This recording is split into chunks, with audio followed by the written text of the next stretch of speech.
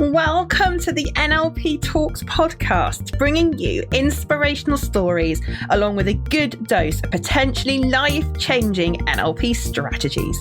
I'm Laura Evans, multi-award-winning NLP trainer, and I'm on a mission to help you unleash your potential in business and life. I'm so glad you're here. Pull up a chair, listen in, and let's get started on revealing more about this transformational NLP toolkit.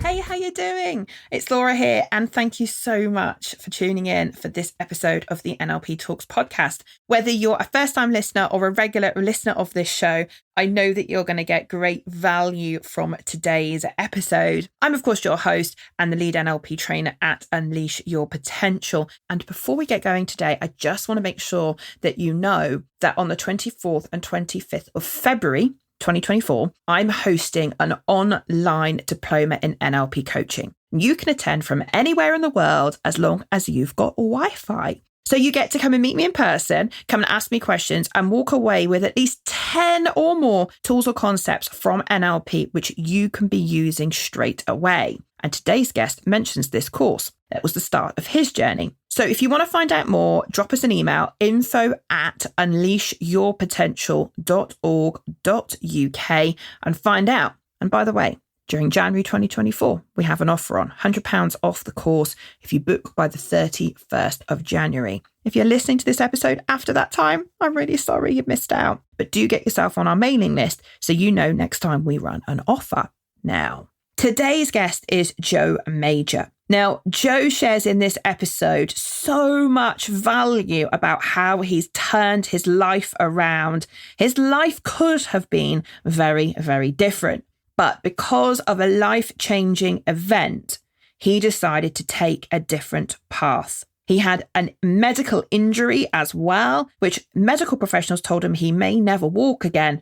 And Joe was not taking no for an answer. Although he has always had what he thought was a fortified mindset, his event that happened more recently showed him that maybe that wasn't the case. In this episode, he talks about the difference that NLP has made to him, how it's completely transformed his internal dialogue, that voice that we all have inside our head. His beliefs support him to get the results that he wants. It strengthened relationships of people around him. He even, at the gym, has been coined as having treadmill talks with his colleagues at the gym. It's all really quite interesting when you listen to just what a difference NLP has made to Joe in terms of his mindset, beliefs, results, relationships. And you'll hear in this episode why Joe is so passionate about helping other people. Now he's seen the personal transformation in himself. So without further ado, let's go across to Joe and hear what life used to be like all those years ago. One of the things that I always struggled with, particularly as a young adult, late teens, was a lot of anger and rage. And it was quite easy to trigger me. I grew up, I'm a Luton-born boy. And, I know we don't get the best press in Luton, but I kind of fell in with a bit of a wrong crowd. And there's drug use, there's, addictions, there's fighting, there's arrests and things like that. So for me, way back then, I was like this lost soul who was angry at the world and was very much this victim mentality where it was, woe me, and I don't like what's going on, but I'm going to continue to go down this path, and that sort of led on over as the years went on. I realized post emotional breakdown, 5 a.m. in the morning in the gym. I am an early gym goer. And I remember I was doing hamstring curls and then just emotion. I just started to cry in the gym. I'm this man, this, full of masculine energy, this alpha, and I'm crying in this gym setting at 5 a.m., not understanding why. And then that sort of really, for me, became the catalyst, because I realized, although I hadn't absolutely understood it at that time, but it was my inner child, me, saying, this is no longer working for me. All these strategies no longer serve me. So yeah, that's kind of like how things sort of were and then led me up to this point where it was okay, now what do I do? What's the next thing for me to help me? Because at that time, I didn't know that these things that we now have were available.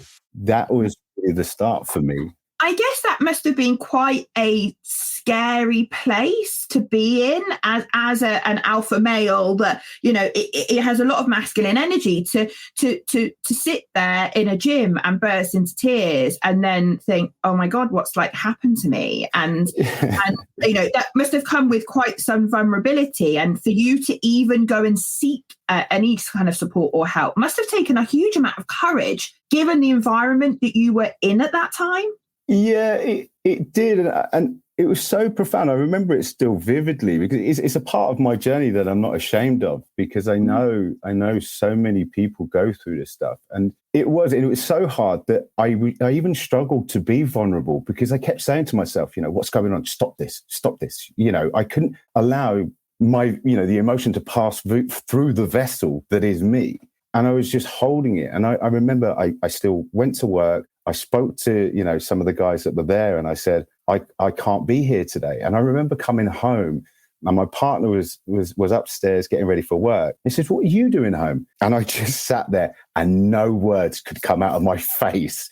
And I just sat there. And it was the point when she put a hand on my back and said, are you okay? That was it. That's where I felt safest to therefore allow that just to come out. And I just couldn't talk. I couldn't compute what was going on. I was really in sort of this dark place. And that, like I say, is the thing that made me then say, what's next? How do I fix this? I can't continue like this. It's not serving me, and it's not good for anybody else around me. Because, like I say, with the anger and the rage that I had within me, for whatever reasons, would just manifest. They'd come out, and it was ugly. It was destructive. So it was hard in that setting to be vulnerable, but I allowed it to be. It took about 30 minutes of my first therapy session to really let it all out in there, but we got there. But that's when I realized how good it felt to release. You know, I've been carrying this I am alpha at an unconscious level. I don't mean that in a toxic kind of way. That's how I've been raised. You know, I never saw my dad cry. So it was just keep going. And it didn't serve me anymore. Yeah. And it's interesting, isn't it? I think, you know, in more recent years, I don't know, last 5, maybe 10 years, there has been this popular phrase, and I don't really like popular phrases, but this more popular phrase of toxic masculinity and the impact that has on, you know, men that are middle-aged now because of how they'd been brought up by the male role models in their life, and then how that's now having an impact on the lads coming up now, and all of that stuff. And it sounds to me like you kind of had a pivotal moment in your life where you realized that this can't change, you know, this has to change, you know, like you can't continue on that path. You're absolutely right. And I think what was the benefit that I had was I had people around me that understood. You know, there was no judgment and there was no shame. And I think that was the main thing for me, is they could see my pain before I'd even, you know, I was feeling it, but I didn't know, because it was such a normal emotion for me, a normal feeling to have. And then just, like I say, having that judgment-free zone just allowed me then to go, okay, you know, strip it all back. Let's go back. Let's do the work. And this is why, you know, sort of 18 months on from that period of time, we're talking now as you know, I'm talking to you as a certified coach, wanting to help. So it's amazing how you kind of go through that journey. And I think sometimes, as hard as it is to be in those dark places, and as hard as it is to finally admit that maybe something needs to change, that's part of the journey that makes us who we are, right? Yeah, for sure. And you know, it's these, you know, you've got the saying that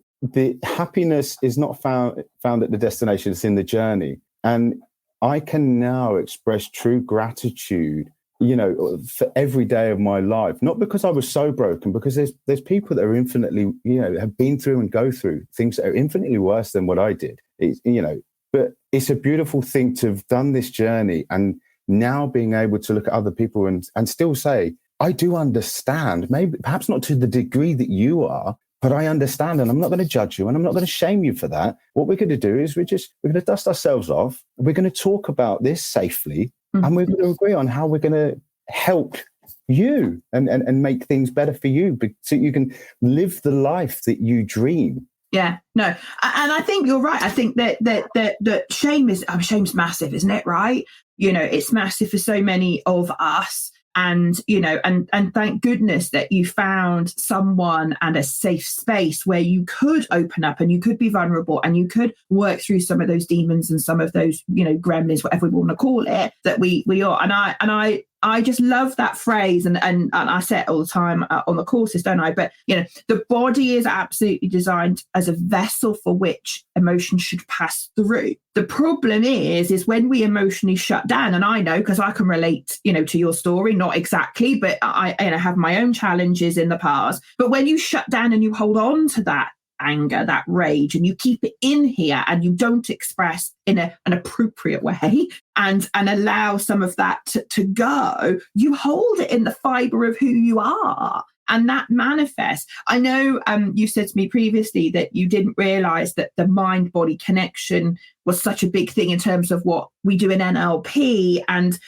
all of that stuff. And, and particularly, I'd love you to share the kind of journey you've had with your internal critic or your whatever you want to call it in here as you've been doing your NLP journey, because I'm guessing that how you talk to yourself and how you treat yourself now is somewhat different. It's grossly different in the positive. So one of the reasons why, or one of the things that we found during therapy was the way in which I was spoken to and shamed as a child. And I don't mean that as a criticism to my parents or any of the caregivers in my life.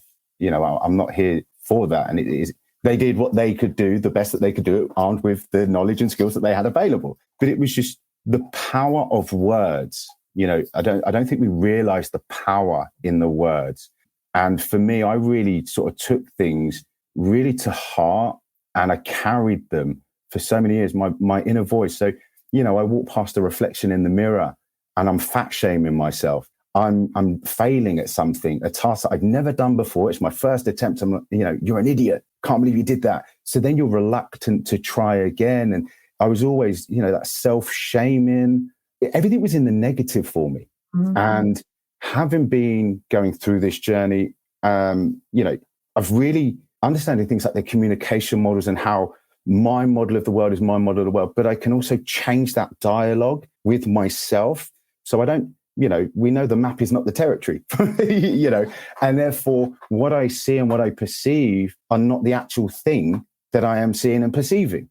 So therefore I can process things now, almost look behind it and understand, but then look inwards and say, what is it about that I'm seeing that is triggering this response within me? That could be, anxiety is a huge thing. If I'm feeling, mildly anxious about something, okay, what is my body trying to tell me now? What is it that I don't think I know, and I can process it and then say, okay, well, let's take that leap. We were talking, just before this, that as long as you're taking a step forward, it doesn't matter how big or small that step is, just move forward, just keep going. Because eventually you'll look back and you'll go, wow, I've come a long way. And that's kind of, like I say, that's where my journey started. Small steps.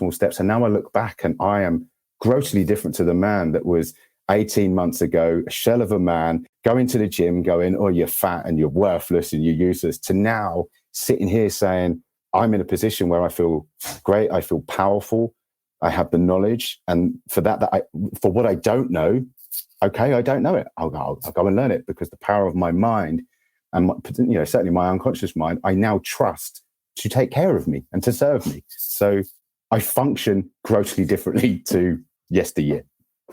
Yeah, no, absolutely, and it's lovely listening to you talk, because it's almost like you've just nailed like all these presuppositions of NLP, and the map is not the territory and things, but haven't just nailed them. Like, I can hear you get them. Like, I think there's a massive difference between when you go on a course or you read a book or whatever, and you have an intellectual knowledge of, here are the presuppositions of NLP, and this is the guiding principles, the underlying assumptions of NLP, blah blah blah. And you can kind of intellectually get them. I think it's entirely different when you actually can embody them and actually, I get them, I understand them. They are actually principles that I get that help me. Like, that's like a whole other level, of understanding. And you so elegantly then talked about it without talking about it, if that makes sense. It's just become part of the fabric of how you think and feel and act, I guess.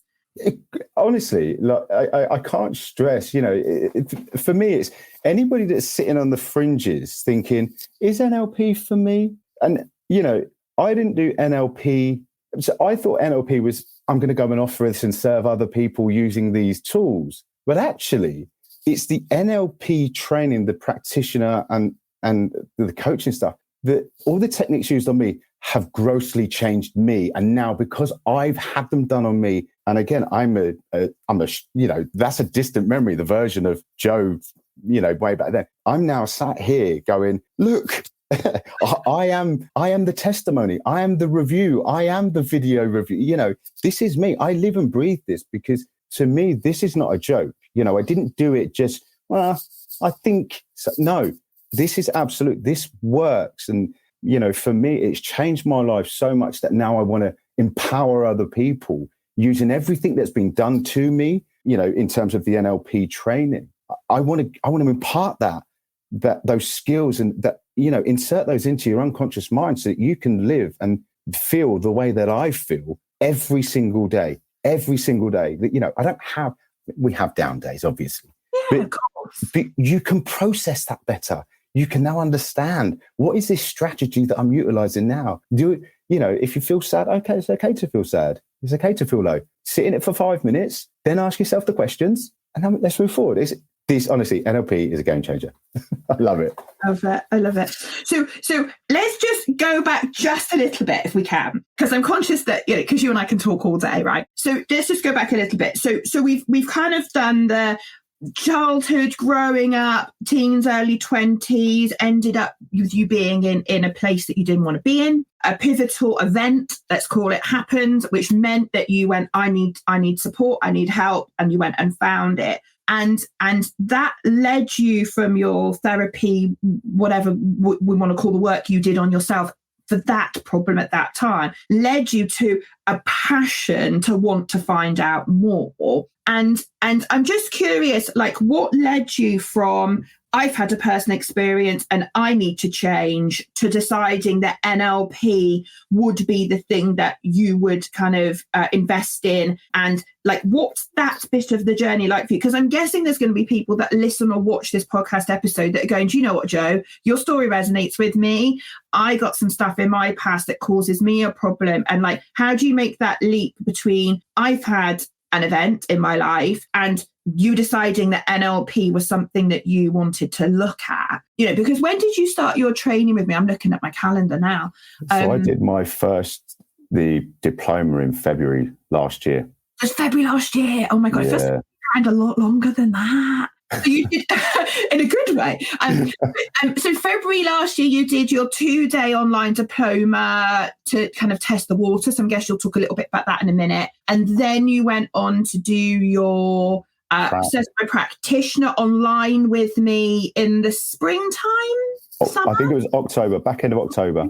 Yeah, and then you did your so you've literally, so we're sat here recording this for the purpose of the recording. We're recording this in January 24. So you did your certified practitioner and coach course literally a couple of months ago. Yeah. So help people understand that journey of, how did you decide on NLP being it, and then how has that journey happened for you? So it goes back. So I remember it was 2006 was the first time I'd heard about this thing, NLP, reading Darren Brown's book. So I knew of this thing known as NLP, Neuro-Linguistic Programming. And then after the event on that journey, I started to sort of read and dabble in podcasts, and there seemed to be these common themes. And I was like, okay, everybody's saying the same things, and these are highly respected people. So let me start to investigate. And then I think it was purely by accident, I found you on LinkedIn, and you were doing a webinar. Oh, okay, so I thought, let me jump into a webinar and see what this is all about. So you did the webinar. And then, being a 3-time convincer, I went on to another webinar. And then I started talking to myself and saying, actually, I think this is the thing that I need to do first. And that was the diploma course.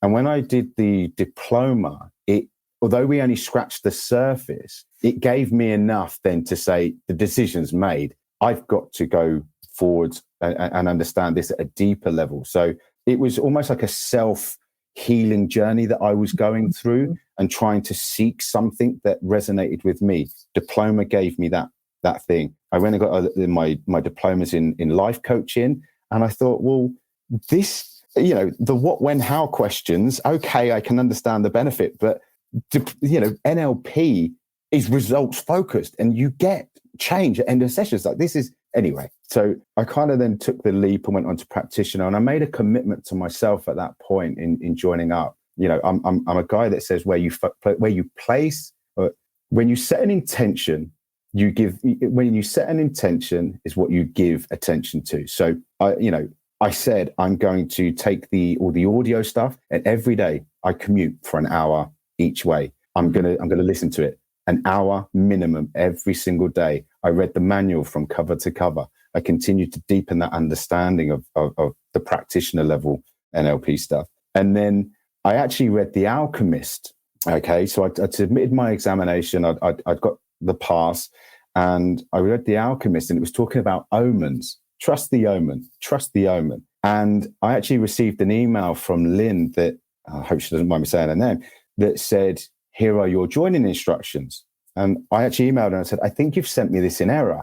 I'm not due on the course for another sort of 6 to 8 weeks. He said, yeah, it was just an error, admin error, my bad, sorry. And I said, well, this is an omen to me. Can I join it? She said, yeah, we've got space. So that then brought it forward. And then again, with the constraint and convincing strategies, we had a coaching call post-prac, practitioner training and graduation. And you were talking about the coaching stuff, timeline therapy and hypnotherapy. And they were the things that the tools I really, really wanted. And again, having experienced timeline therapy as part of our practitioner training, that was the nugget. That was the thing that changed everything for me. So I said, I've got to do it. So I hadn't even enrolled in the course. I just said, I've got to take the money from savings. I'm doing it. And 2 weeks later, you saw me again on that training.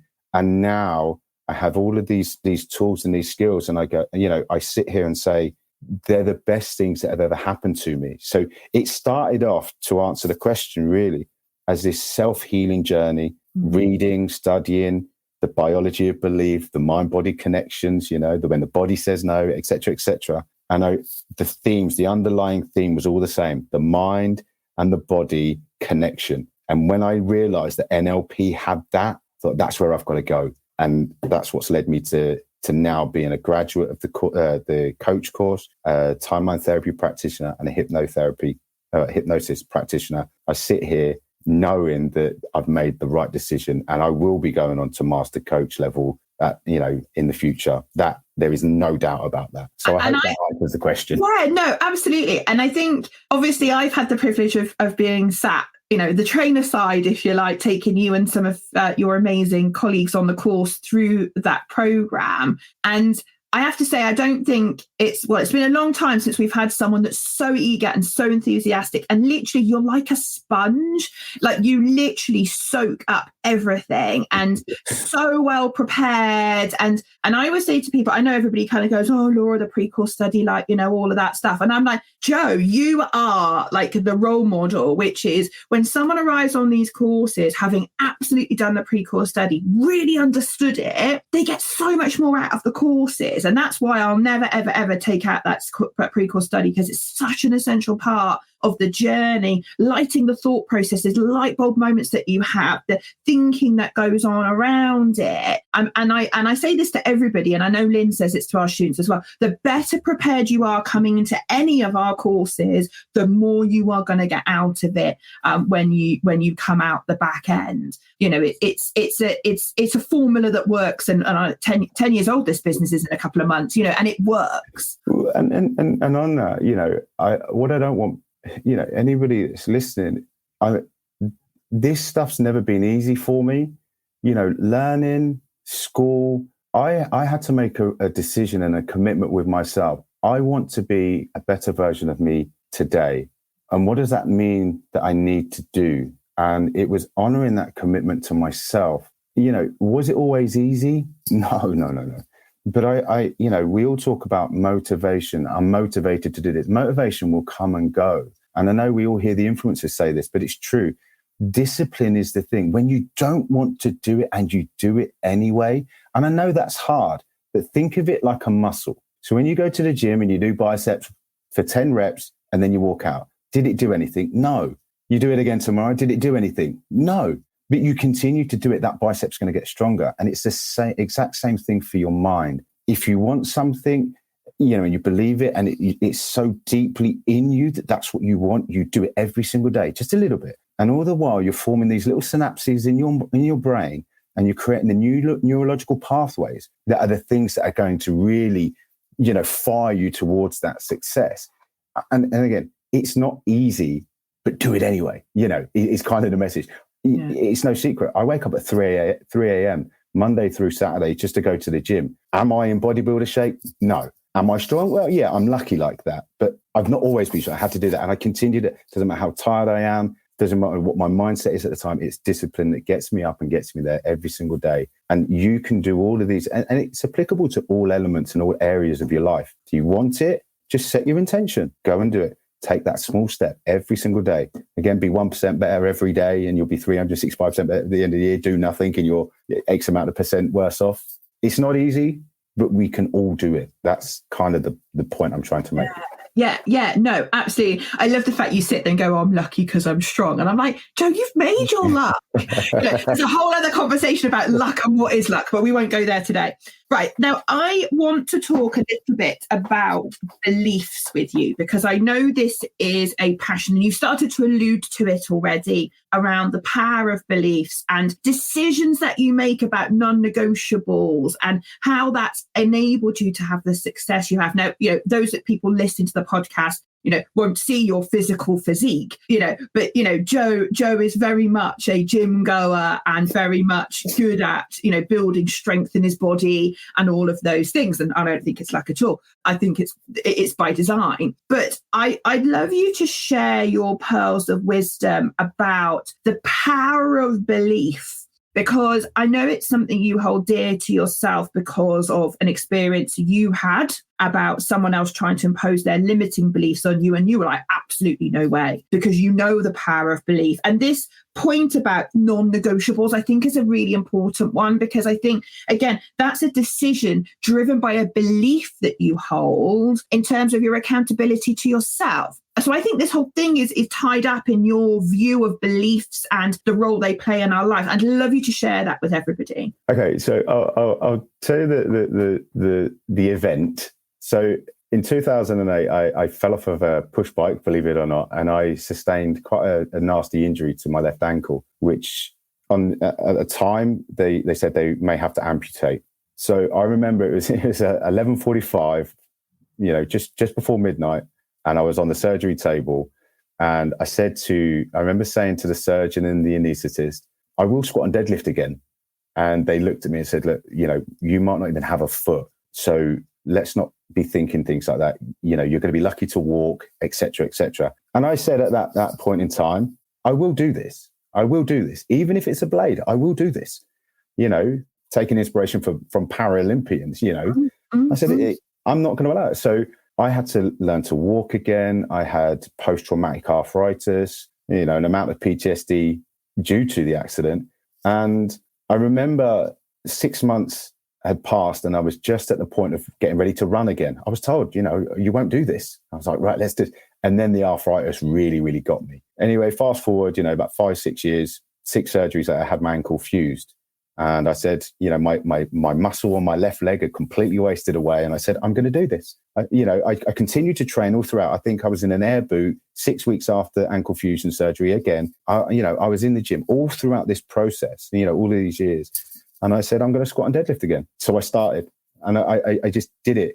And it was, so often, with kids in particular, children, you say, you ask them, what's your dream? What do you want to be?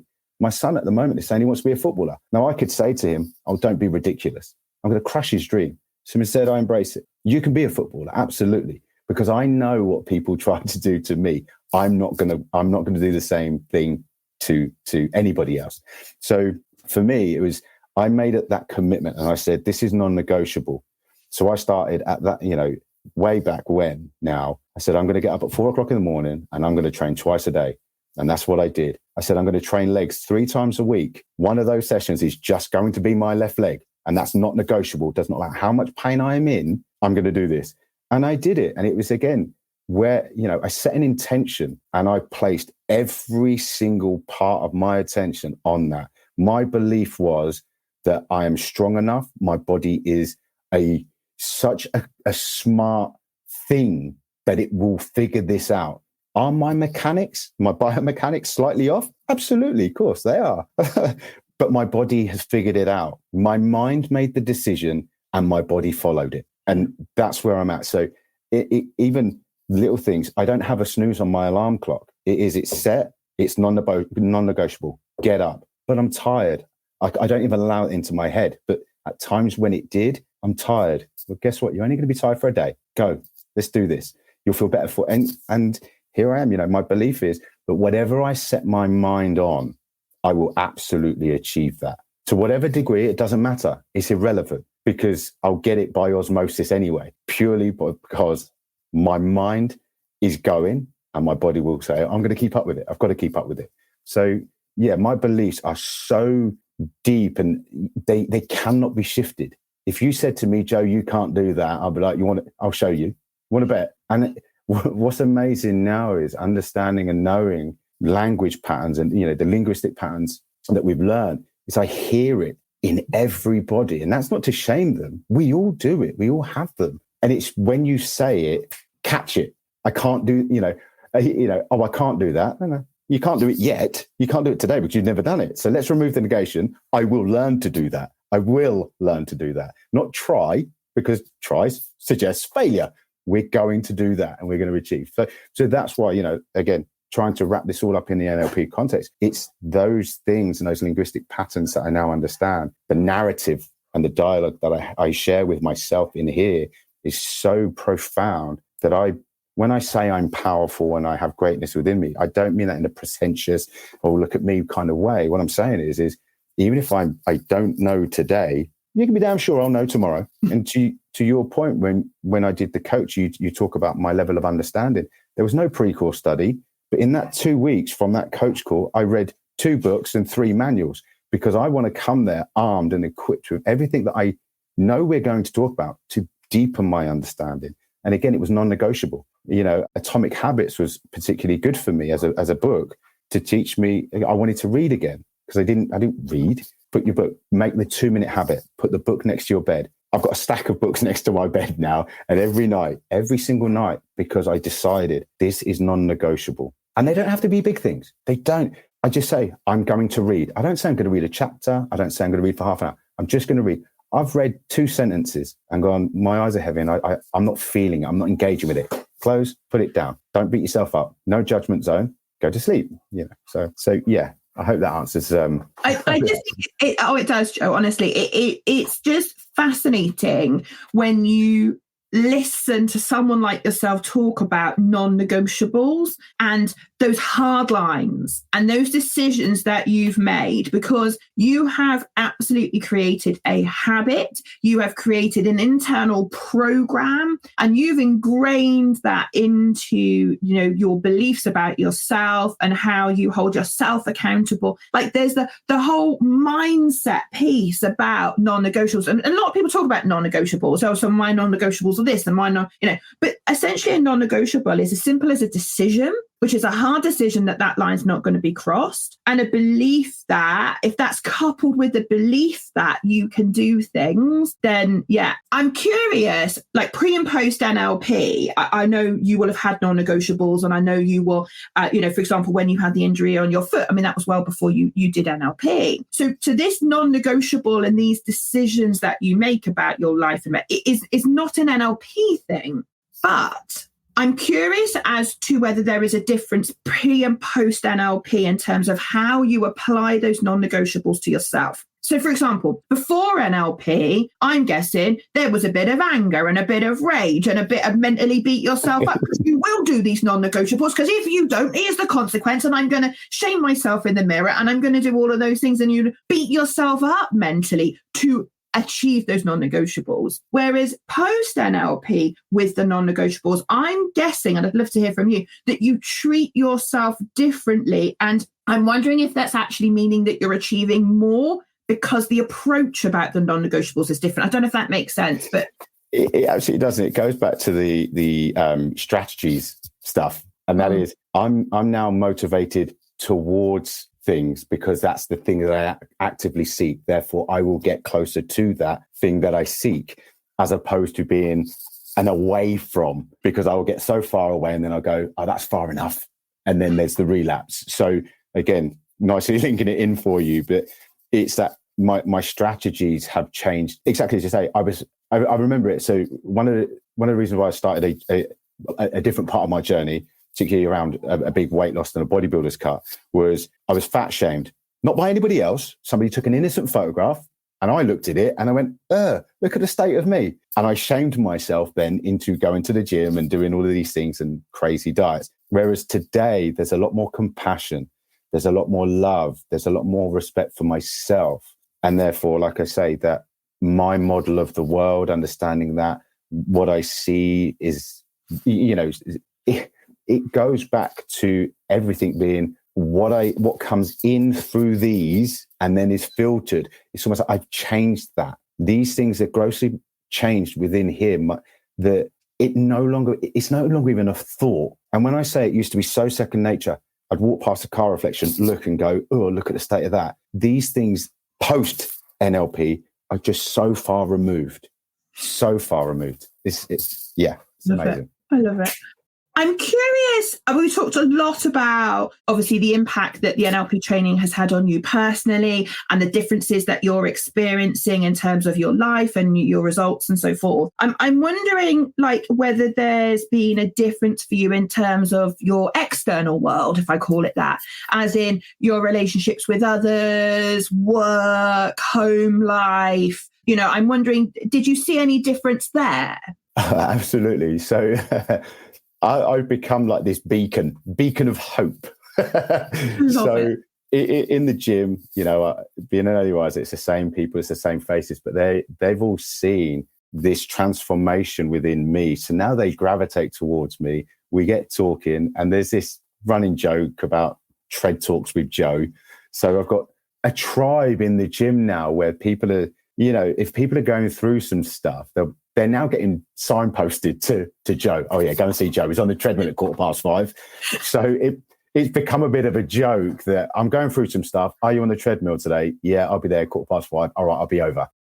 So there's in that gym environment with those people that I see, for about 10 to 12 hours a week. In the home, so one of the things that was really, really good was, like, my daughter, she has the phobias around sickness and stuff, and I actually did a fast phobia model with her, and it radically changed. We did about a 45-minute session. We did some pre-framing, we did the tools and the techniques, we installed some swish patterns, and then my daughter actually got an invite to go out with one of her friends to a buffet, which was not conceivable. It would have been an absolute hard no.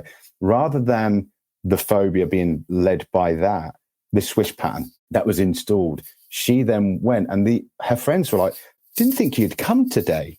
And she said, well, my dad did some stuff with me around all of his training that he's had, so I'm here. And they all were like, well, hang on, what's going on? So then there's this curiosity. So now all my daughter's friends now know me as the Zen guy. Oh, Kaylin, your dad's the Zen guy, which is lovely. So then she leans on me, and she can now be more her authentic self when communicating with me, because she knows there's no shame, there's no judgment, there's no guilt. I'm not going to impart that on you. So she can speak to me very, very openly. And our relationship has gone from strength to strength, particularly with my daughter. My partner, the conversations that we have, I did some study on nonviolent communication to, again, better support me when talking to people, so that they don't feel with just my language that it's, I'm saying the wrong things to them. So it's enabled our relationship to go from strength to strength, because we can convey things without the personal elements. We can almost dissociate from it almost. And then particularly, I think the most profound one is a guy that I hugely respect and admire at work. Now, we're talking, a senior engineer, super brain capacity, the knowledge, the intellect is intimidating to sit with. Well, now, being who I am and knowing what I know, I sit, and he talks to me, but he listens to me. And so you get people and you understand how they work, which is really, really nice. And he actually came to me and he said, Joe, your team's really, really excelling. You've got a really strong team of people around you. How can I make my team like yours? Because I try to give them what I think you do, and it's not working. And then, just being able to talk about strategies, their own strategies and their own models of the world doesn't necessarily align with it. You've got to respect their model. And, having this conversation. And what was the nicest thing was he left it and he said, this is why I came to you, because you get this. And I cannot stress to you how profound it was to hear those words, particularly for somebody for 17 years. You've been a huge admirer, a fan, going, this man knows everything. Well, you don't know how to lead people in the right way, apparently. But now he's on this show. So everything has changed for me, like everything, even so we co-parent, we're a blended family. My relationship with my ex, the communication, the way in which we talk, there's no anger, there's no, it's all so far removed. It's very objective, child focused. And we can do that because now, when you can start hearing these things escalating and going, it's like, should we just take 5? Should we just take 5? Let's, and just, so all of my relationships have gone from strength to strength, most notably my daughter. That's the best one for me. And I love it when you talk about your daughter. I remember you coming in one morning on the prac course telling us when you'd been having a conversation with her in the car. And I love watching you light up when you talk about that. And how amazing for her to have a dad that understands language and mindset, and for all your kids, I know you love them all. And to have someone guide them in the early part of their life with the knowledge that you now have. I mean, that, oh my goodness, that is going to set them all on such a path. Like even like your son, like talking about being a footballer, someone that I know, was talking to their daughter not that long ago, and she wanted to go off and do a particular job. And he was like, yeah, but let's be realistic. There's only a very small handful of people that ever get to do that. And you think, no, don't say that to her. Yeah. Like absolutely, you could be one of those few people. Let's gear you up to be that person, not sit there and go, yeah, but only a couple of people end up doing it. How about you do this instead? Well, I had similarly, so my daughter was talking about what she wanted to do as a career path, and I could have taken an opportunity to say, but that's a bit difficult, isn't it? Instead, I actually said to her, well, what stops you from starting to learn those things today, so that when you get there, you already have a base level of understanding, some base knowledge? And she was like, actually, Dad, I think you're right. I might get some books and start listening to podcasts. I'm like, exactly. Well, there's nothing you can do it today. You can do it today. So I know how easy it is, though. I know how easy it is for us to say, oh, come on, don't be silly. To catch yourself when that thought enters your mind and before it exits your mouth, it's very, very hard. But once again, it's like a muscle. The more repetitions you give it, the better you become at not doing that. Yeah, no, absolutely. So Again, I could talk to you all day, Joe. I'm just like, there's so many other things I've written on my sheet and we haven't even got to. You'll find me boring at some point. So obviously you've had a tremendous transformation in so many areas of your life as a result of, the training that you have done with me over the autumn. And it's an absolute pleasure to have you back on the podcast to hear some of those nuggets of some of the things, of the differences that it's made. If someone was listening to this podcast, and I'm guessing there'll be a reason that they're here, they're either curious about your personal story or they're curious about the difference that NLP makes. But if they were listening to this podcast and a little bit probably like you and I both were at one point, as in, I think I might do NLP, but I'm not really sure. What would you say to someone that was listening to this podcast that was just on the fence thinking, I just don't know. Should I, might I, what might happen if I did? What would you say to them? I would say, take that leap. And the reason for that is I know the profound impact that it's had on me, and then everybody that's been in the groups, everybody that's been on the webinars, those master pracs and master coaches that I've interacted with, everybody, the Facebook group, everybody is saying the same thing. This has changed my life. And you can do it just for you, not to go into a coaching world or anything like that. It will set you up and set you in good stead for anything you choose to do. Career, you'll be able to sit in rooms and just listen to people and understand. Mm-hmm. You can understand.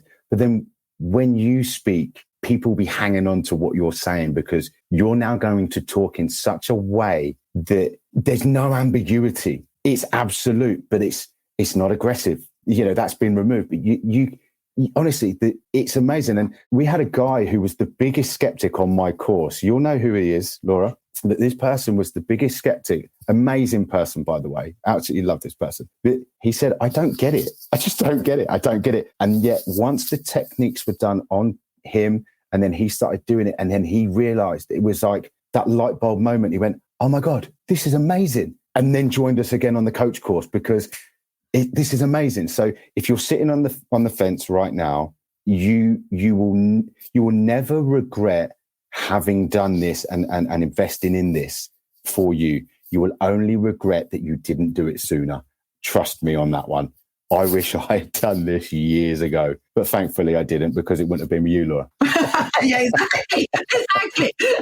And the amazing people you did the course with, I think that's the other thing I think everybody talks a lot about is our wonderful supportive community. And I know, there's a bunch of people watching this live today. Hello, Phil. Hello, Sophie. Lovely to see you both here. And it's always, there's the support within our community is just so special.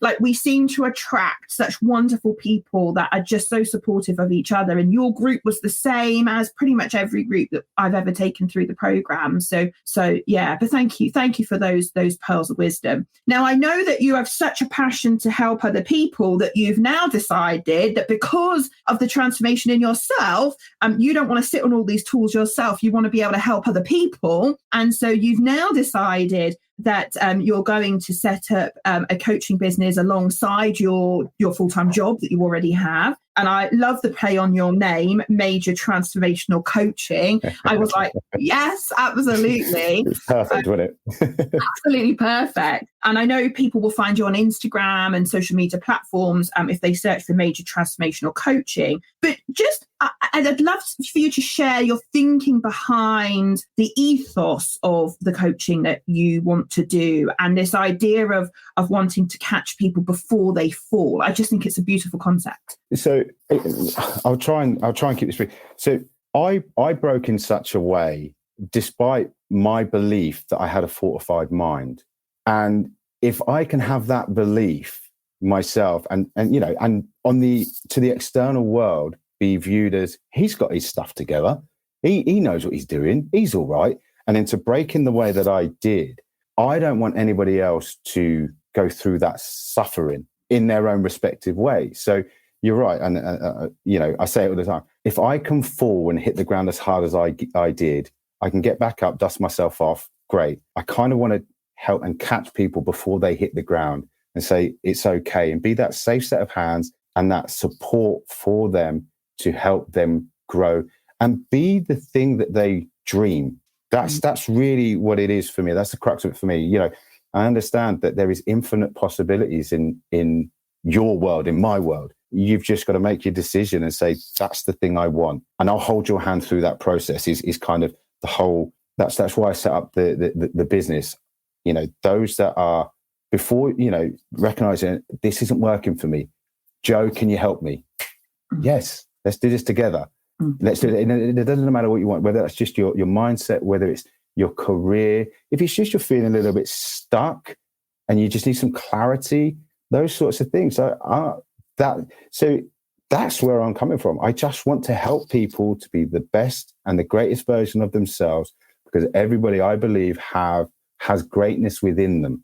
We just have been told and conditioned from very young age that you can't do that. You can't do that. Well, I'm here to tell you, you can. We will. Let's go. I love it. We can, we will, let's go. That's got to be the strapline of your business, right? I love it. And I know you have a massive passion for helping people for all walks of life, you know, and particularly those that might be struggling with anxiety, depression, addiction, whether that's their career or whatever. I know you're really keen to help, you know, people. And I just love the ethos of catching people before they fall. I just think it's just a wonderful one because, you know, we've a lot of us have been there. And as you say, you know, if you can stop someone hitting that ground quite so hard or even stop them hitting the ground at all and get in there and help them, then that's a wonderful thing. So, Joe, I can't thank you enough for coming on the podcast and sharing your story and being so open with everybody about your story. It's been an absolute pleasure because there's quite a lot you shared today I didn't know that, you know, you've shared. And I'm like, do you know what? I had no idea that, you know, that's the kind of place that you've come from before you arrived. And I guess that's one of the beauties of NLP, right? It's content free. So, you know, we can help people without needing to know the detail of those stories, which is brilliant. If someone's listening to the podcast today, Joe, and they'd like to reach out to you, maybe because your story resonates with them, or they would like to talk to you about maybe you doing some coaching with them, what's the best way for people to get in contact with you? So there's two ways. Obviously, if you're on Instagram, at Major Transformational Coaching, you'll find me, and in my bio is my email and my mobile number. And for those that want it now, I can give you my email. So just email me at Joe, that's Joe with an E, so joe.major85@outlook.com. Amazing. I know your story is going to have touched a whole bunch of people. And, you know, we've had so many people join us live today and stay with us to hear your story, because that's testament to the amazing story that you've shared today. So big love to you, Joe. And thank you so much for taking the time to join me this morning. I really, my pleasure. Really my absolute pleasure. So, last thing on the podcast, as you know, is the quick fire round. This is the bit that everybody always goes, but you are going to tell me, aren't you? No, really not. So Joe's only request was, please be nice to me. So drum roll, I'm going to go to the question bank and let's see what the first question that comes to me. Tell me, what is it that's so important to you about helping others? Again, having been through that pain and suffering myself, in my own respective way, I don't want, if I can help other people come out a bit quicker, that's why I do what I do. Cool. What's your favorite mindset hack that you could literally share in 60 seconds? Mindset hack, it goes back to the non-negotiables and setting your intention. So if you wake up in the morning, you say, oh, I really want to do that today. There you go. There's your commitment. Go and do it. Your gut said you want to do that today. Make it non-negotiable. Set aside the time. Go and do. Doesn't matter how much of it or how little of it you do. Again, it's that small steps. Just keep moving forward. Love it. Love it. I mean, the next one that's come up on caught my eyes about morning routines, but we've done that, so we're not going to do that again. If you could go back to your 18-year-old self and give yourself a pearl of wisdom, what would you say? Wait till Laura Evans registers Unleash and Engage and seek her out. What would I say? I'd say it's all okay. It's all okay. You've got this and life is going to be fine. Because even at that point in time, the mindset that I have today, I had that within me then. I just didn't know it. So it's saying you have the ability, the power within you to do everything that you want to do. I love it. If you could take one thing to a desert island, what would you take? A barbell. Well, it's got to be, right? It's got to be a bit of gym equipment somewhere along the line, hasn't it? And if you could only eat one meal for the rest of your life, what would you have? That's an easy one. I'll go back to the other one because my missus will probably listen to this. So the desert island one, I'll take my missus. I'm joking. Leave that in for humour. It would be a doner kebab. Oh, yeah. That's a no-brainer. Love it. Brilliant. Joe, cheers. Thank you so much, as I say, for joining me. If anybody that is listening to the podcast today has been touched by Joe's story and would like to reach out with him, please do that. If you are interested in coming on the journey with me and doing the certified NLP training courses as Joe and all our other students have, then please go and visit our website, unleashyourpotential.org.uk. Joe mentioned the diploma course, which he did. At the time of recording, we have got an online diploma coming up on the 24th and 25th of February. So you can attend that from anywhere around the world if you've got Wi-Fi, and come and find out a bit more about this toolkit and what it has to offer. So thank you for joining us. Thank you for listening, and take care, everybody. Until next time.